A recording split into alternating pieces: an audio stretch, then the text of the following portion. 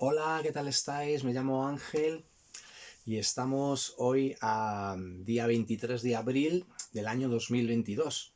Y quería compartir con vosotros otro vídeo sobre la vida de oración de Jesús según el Evangelio de Lucas.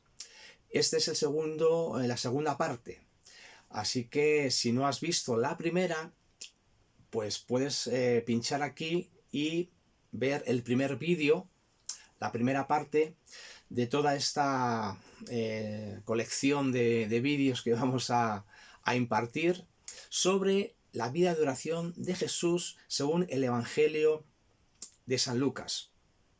Así que en el vídeo primero estuvimos viendo cómo Jesús nos había adentrado en una nueva manera de orar, porque empezó a llamarle Padre a Dios, y entonces Él nos enseñó una manera nueva de relacionarnos con Él, una manera íntima, una manera afectiva con Dios, y cómo fue poquito a poco distanciándose, desmarcándose de lo que eran las oraciones oficiales que normalmente se hacían en hebreo, pero Él empezó a orar en arameo, que era la oración del pueblo común, y de esta manera Él iba a llevar la oración no solamente 3 veces al día como hacían los judíos, sino que Él iba a llevar la oración a la vida cotidiana de cada día. Y eso era completamente novedoso, porque Jesús nos está enseñando a tener una relación íntima con Dios en cualquier momento y en cualquier circunstancia. Y ya no solamente en los momentos de liturgia o de culto. Bueno, eso fue lo maravilloso que estuvimos descubriendo en el primer vídeo.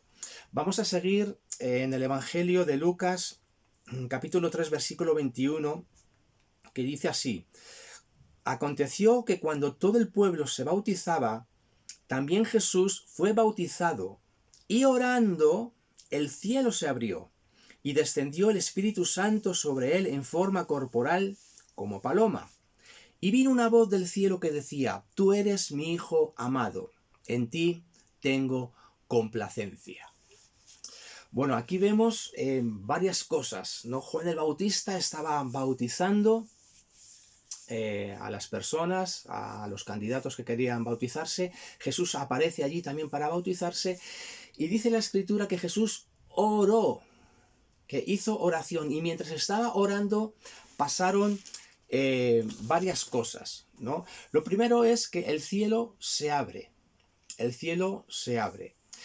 y el Espíritu Santo desciende. Esto nos recuerda a esa plegaria de Isaías 64:1 que dice: ojalá se rompiesen los cielos y descendieses. Y efectivamente, el cielo, según los judíos, según los rabinos de aquella época, estaba cerrado, porque ya no había revelación de Dios. El canon se había completado, se había ya cerrado con los últimos profetas, con Zacarías, con Malaquías, y entonces ellos ya no esperaban o no creían que podría haber una manifestación del Espíritu de Dios, una manifestación así de revelación de parte de Dios. Para ellos solamente les quedaba el eco de aquella voz que había sido revelada a los profetas. Pero aquí vemos que los cielos que estaban cerrados se abren, y el Espíritu Santo desciende sobre Jesús. Entonces esto tuvo que ser algo verdaderamente electrizante, ¿no? Tantos siglos sin tener una revelación, sin tener una manifestación de Dios, y ahora aquí, justamente con el Mesías, aparece esta manifestación del Espíritu Santo sobre él. Y efectivamente Jesús tuvo también su bautismo en el Espíritu Santo, es decir, recibió el Espíritu Santo. Y esto nos recuerda el cumplimiento de las profecías de Isaías 11, por ejemplo, o de Isaías 42, donde se nos describe bueno, pues que aquel hijo de David que había de venir sería revestido del Espíritu Santo, o esos cánticos, esos poemas que describe Isaías, en su libro también, donde nos habla del siervo sufriente de Yahvé, donde también recibiría el Espíritu Santo. Entonces aquí vemos algo verdaderamente impresionante, porque aparece el Mesías y aparece el Espíritu de Dios. Y el Mesías no vino a fundar una religión, vino a traer el reino de Dios. Con el Mesías y con la llegada del Espíritu viene algo nuevo. Ya no estamos bajo el viejo pacto, porque ahora el Mesías va a inaugurar un nuevo pacto.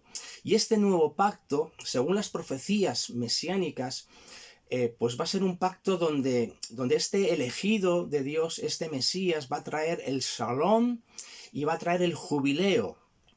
Entonces, esto es una gran noticia. Él va a traer el reino de Dios, donde dentro de él va a estar el jubileo, es decir, la justicia social y el reinado de paz del Mesías. Y va a haber también un descomunal derramamiento del Espíritu Santo sobre toda carne. Entonces vemos que comienza una nueva era, ya no vamos a estar bajo la ley de Moisés, ya no vamos a estar bajo las 613 leyes de la ley mosaica, sino que ahora aparece algo nuevo, el reino de Dios, aparece un nuevo pacto, aparece una nueva era que es la era del Espíritu Santo. Y esto es algo verdaderamente maravilloso. Y también podríamos destacar con esta unción del Espíritu Santo que Jesús, al recibir esta unción, pues se está afirmando que Jesús es rey, que es sacerdote y que es profeta. Es decir, en el Antiguo Testamento había 3 tipos de unciones. Una unción para el rey, otra unción para el profeta y otra unción para el sacerdote. Cada uno tenía sus competencias, cada uno tenía su oficio y no se podían mezclar. En cambio, Jesucristo, con esta unción y este derramamiento del Espíritu Santo, contuvo todos estos oficios, porque Jesucristo es rey, sacerdote y profeta. Y luego, por último, escuchamos una voz del cielo, del Padre. Era la otra persona de la Trinidad que nos faltaba, ¿no? El Mesías, el Espíritu Santo y ahora el Padre. Diciendo esta expresión, ¿no? He aquí mi Hijo amado, en quien tengo complacencia, ¿no? En esta frase vemos que están mezcladas 2 versículos, hace referencia a 2 versículos como que han sido fusionados en uno, ¿no? Porque se nos dice de que he aquí mi Hijo, y esto es una referencia al Salmo 2, versículo 7, donde Dios dice, este es mi Hijo, al cual he engendrado hoy, este es mi Hijo, es un salmo real. Y luego vemos también en quien tengo complacencia, eso nos recuerda a Isaías 42:1, donde se nos dice que he aquí mi siervo en quien tengo complacencia o en quien tengo contentamiento. Entonces es como que el Padre ahí estaba fusionando estas 2 palabras, como dando a entender que Jesús es el Hijo de David.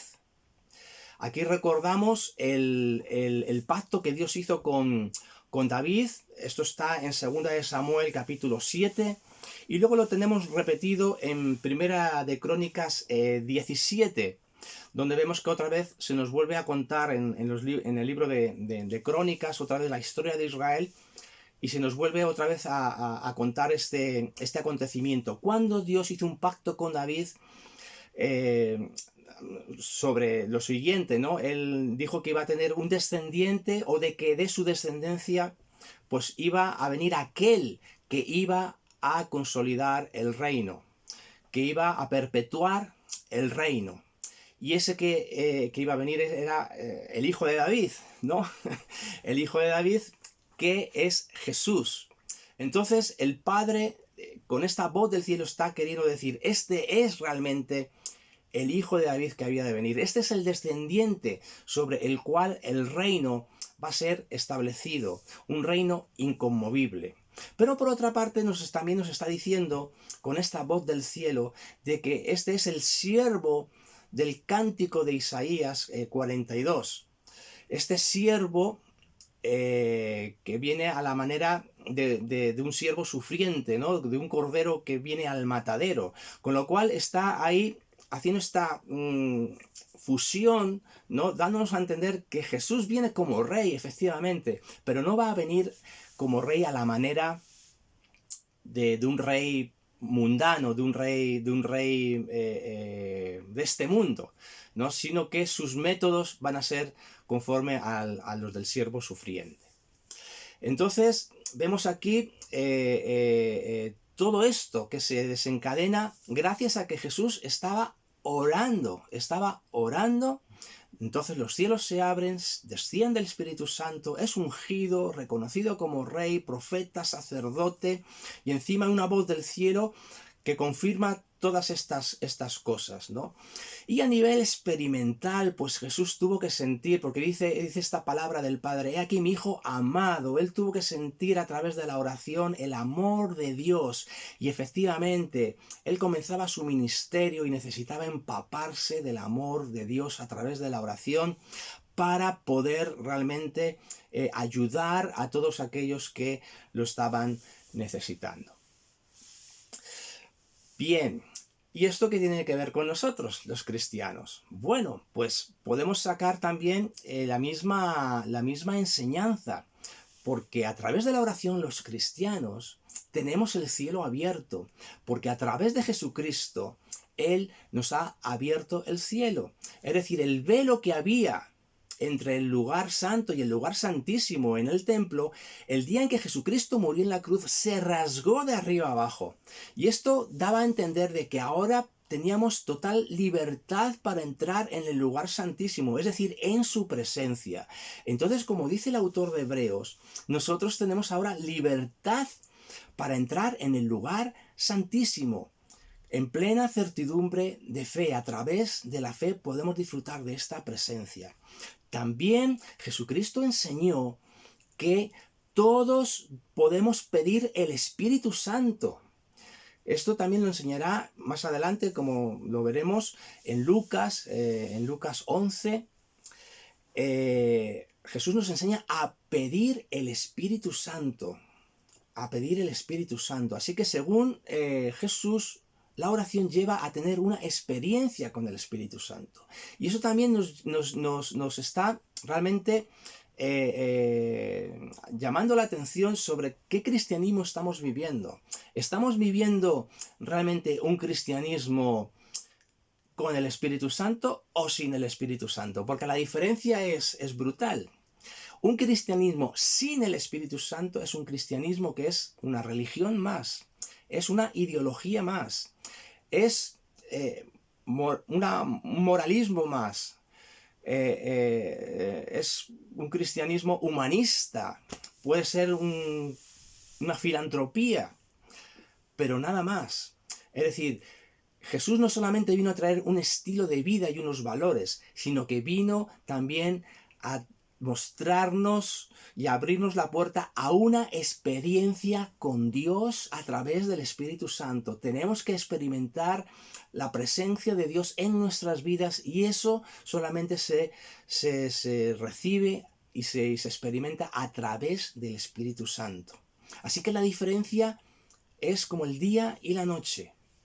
Jesús nos enseñó a pedir el Espíritu Santo y nosotros tenemos ese privilegio de realmente experimentar la presencia de Dios en nuestras vidas. Y también también nosotros como pueblo de Dios, como seguidores de Jesucristo, somos real sacerdocio, somos un reino de sacerdotes. Somos un reino de sacerdotes. Y somos un pueblo profético, porque también anunciamos las virtudes de aquel que nos llamó. Entonces, somos un reino de sacerdotes, esto ya lo decía el Éxodo en el capítulo 19, versículo 6, pero también Pedro en su primera epístola, capítulo 2, versículo 9. cita curiosamente esta misma cita del Éxodo, ¿no? De que somos un real sacerdocio, un pueblo adquirido por Dios, una nación santa, una nación apartada, y esa es nuestra vocación, es decir, anunciar las virtudes de aquel que nos llamó. Así que vemos que lo que el cristiano experimenta prácticamente es, salvando las distancias, lo mismo que experimentó Jesucristo, ¿no? Eso sí, salvando las distancias, ¿no? Porque Él es el Rey de Reyes y Señor de Señores.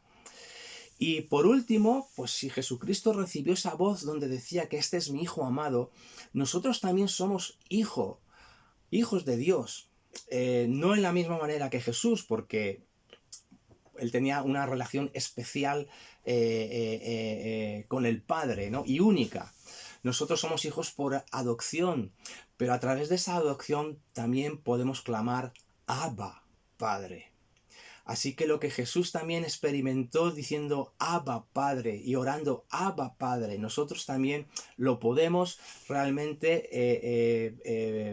experimentar, ¿no? Esa relación con Dios amorosa, esa relación de cariño, afectiva, íntima, que no tiene nada que ver con este tipo de oraciones que a veces son muy ritualistas, ceremoniales, que son muy áridas y que no hay fuego en el corazón.